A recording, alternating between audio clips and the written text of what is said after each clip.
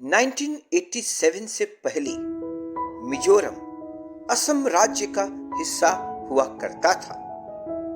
असम में उस समय बहुत से जनजातीय लोग रहा करते थे।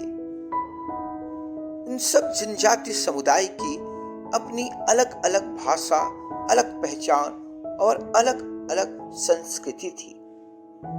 जब भारत में 1950 के दशक में राज्यों का गठन शुरू हुआ भाषा के आधार में, तो असम में भी कई जनजातीय समुदाय अलग राज्यों की मांग शुरू कर दी।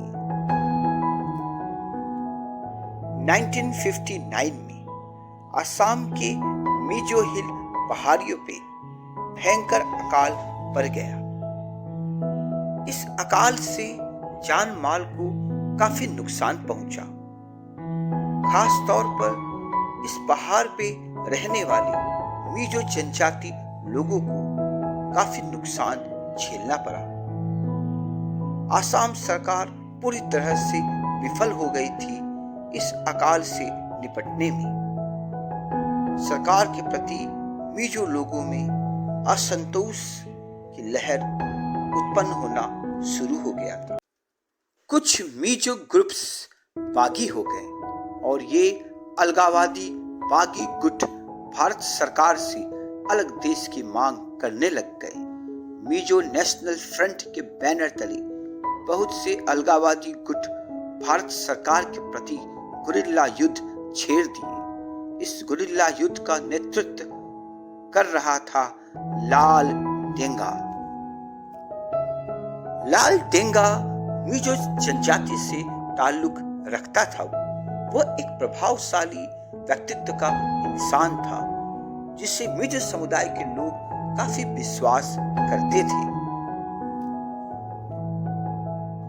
बागी होने से पहले लाल देंगा भारतीय सेना में हवलदार के पोस्ट में था और कुछ दिनों के लिए वो असम राज्य में राजकीय कर्मचारी भी था।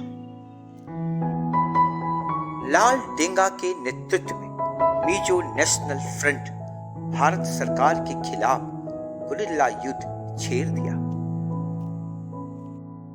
लाल देंगा को हर तरह से मदद कर रहा था उस समय का पूर्वी पाकिस्तान, जो आज बांग्लादेश के नाम से जाना जाता है।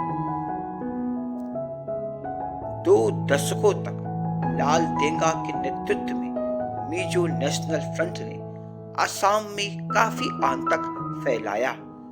हजारों जानें चली गई, जान माल को काफी नुकसान पहुंचा।